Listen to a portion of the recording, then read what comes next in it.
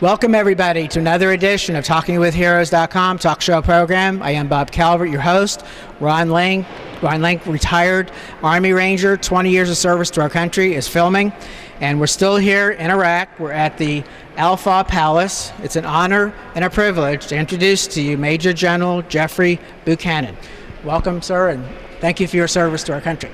Thanks, Bob. It's an honor to serve. Thank you. If you could tell the people a little bit about yourself, how long you've served, and maybe where you're from.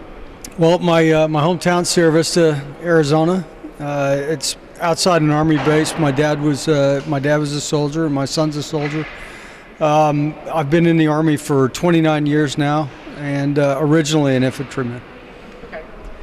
And you have been deployed now, what, 4 times? This is my 4th tour in Iraq. So basically, since 2003, every year other than 2007. Okay, if we could start out, talk a little bit about the differences leading up to where we're at right now in terms of progress. Wow, there's so much progress everywhere you look. Everything from the progress of development of democracy in this country, the development of civil capacity, but clearly where most of my energy's been spent over the years is helping to build the Iraqi security forces on both the Army and the police forces. And to seeing where they've come from in 2003, when all of them were veterans of Saddam Hussein's army, a very oppressive regime, and what we have helped them to build over the last 8 years, which is a very capable force. In fact, I think the best counterinsurgency force in the entire region that respects human rights and is headed clearly in the right direction to a professional force. It's very, very inspirational to see their development over the years. And you've been heavily involved also in a lot of the reconstruction. I sure have, especially in my current capacity as the Director of Strategic Effects. When you look at all the things that our government and our entire nation has been behind to helping the Iraqi people develop the civil capacity that they deserve, everything from work in governance, learning what a democracy is all about, helping people at the local, the provincial, and the national level to develop systems that were non-existent, built on values that were non-existent, all the way to the development of the economy, the development of the agricultural sector, modernization of irrigation systems, improvement of electricity, the oil structure, help with strategic water and making the most efficient and effective use of Iraq's water resources. We've had a tremendous impact. Medically, education. I mean, you can pick the sector you'd like, and the U.S. government, the military, but also Department of Commerce, agriculture, transportation, certainly the Department of State with the lead for these developmental programs, been very, very involved, and it has made a tremendous impact over the last 8 years. Right. You speak about the last 8 years. The progress we're talking about now, where we're at now, is a result of hundreds of thousands of men and women in the military, civilians that have come over here year after year. Yeah, absolutely. And it's not going to. We have a limited time in the military mission here. Our 2 countries signed a bilateral security agreement in 2008, and we're on track completely to transition to a civilian authority by the end of the year. But the relationship between Iraq and the United States is not going to end. This is really just a transition, because our 2 countries also signed a strategic framework agreement. And the strategic framework agreement aspires to an enduring partnership. And it sets the conditions for cooperation in a wide variety of areas, everything from development of economic capacity and education exchanges to sharing science, technology, as well as defense and security cooperation. That effort's going to be led by Ambassador Jim Jeffrey and the very capable U.S. mission in Iraq that we have, which is a very large and well-structured organization to lead us that way. We've been hearing a lot about supporting the troops. The soldiers love talking about the care packages and letters. People need to know that we're going to have troops here at least till the end of the year, right? Yeah, absolutely. We will. I can't say enough about the tremendous support that we get year in, year out, day in, day out, and what sort of difference it means. My dad was a multiple Vietnam vet.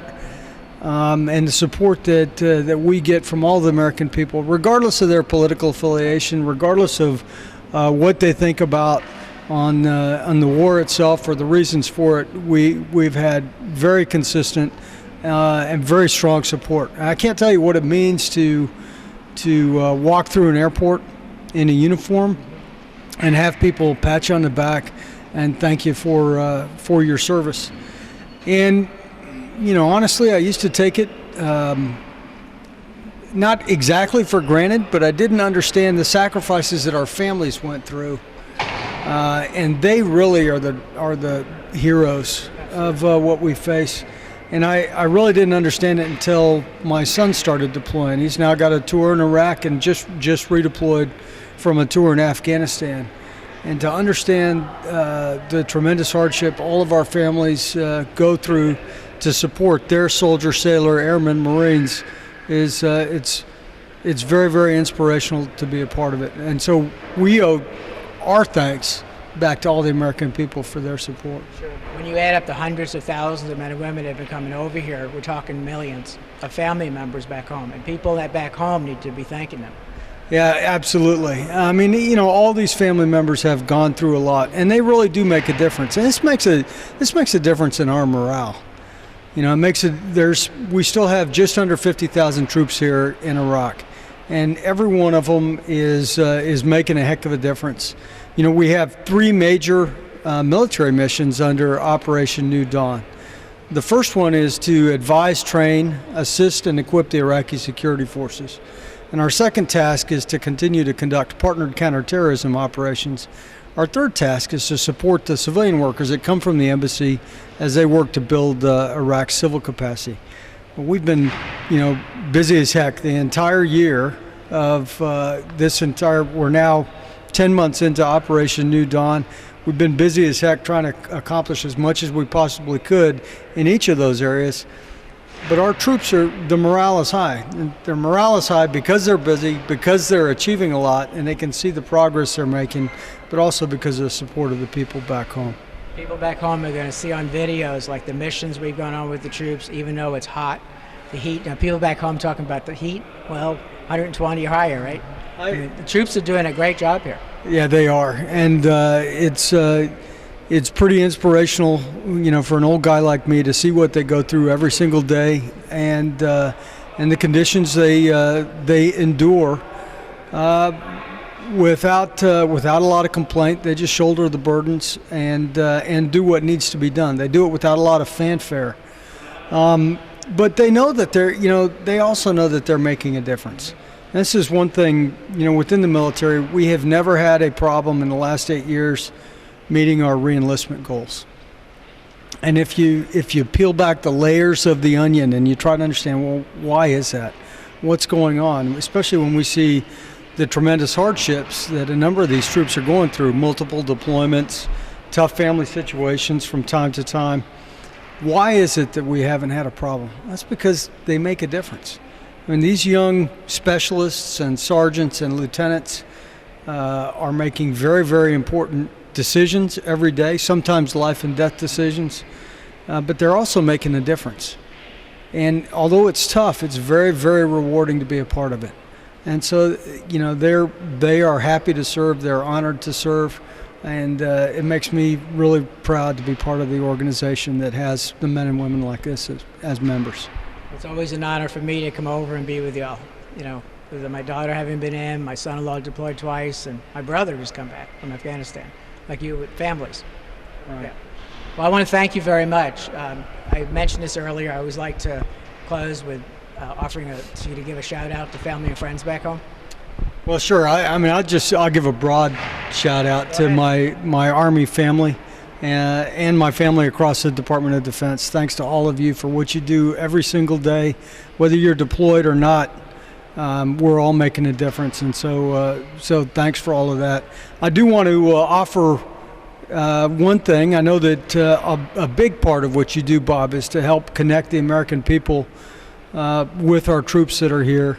And last year, our troops here, some of our junior enlisted troops, came up with a Facebook page. They call it Boots in the Sand. And it was a way to try to connect with the American people and keep them informed on what the 50,000 troops that are still here are doing on a day-to-day basis. So I want to offer to all those who may be viewing, good opportunity to find out what's going on in Iraq, what their troops are doing for them every day. If they jump on Facebook, go to Boots in the Sand and like that page. Yes, so just put Boots in the Sand in the Facebook search box and like it. Absolutely. Great. Thank you very much. I know you have other places to go. I appreciate you taking the time to talk to us and the American people. Thank you for your service to our country. Thank you, sir, and to our Ranger Sua Sponte. Yes. Yes, thank you. Now, if you could just get him in front of the camera, right? He'll probably, that's okay. Folks, once again, we've been here in Iraq. It's been an honor to meet and talk to Major General Jeffrey Buchanan. We have one more stop to make, and we will have completed this 2011 trip to Iraq, and I'll be heading over to Afghanistan next. Again, I want to thank Embry-Riddle Aeronautical University, embryriddle.edu, for making this trip possible. I wouldn't have been able to come here without their help. And they're continuing to help promote these stories, to get them out across the country. Also, Mark Lydon with the Veterans Do This, Get Hired Buck. And so help us get these stories out on YouTube, Facebook, share those stories, share the videos. And we'll be back with more on TalkingWithHeroes.com from Iraq.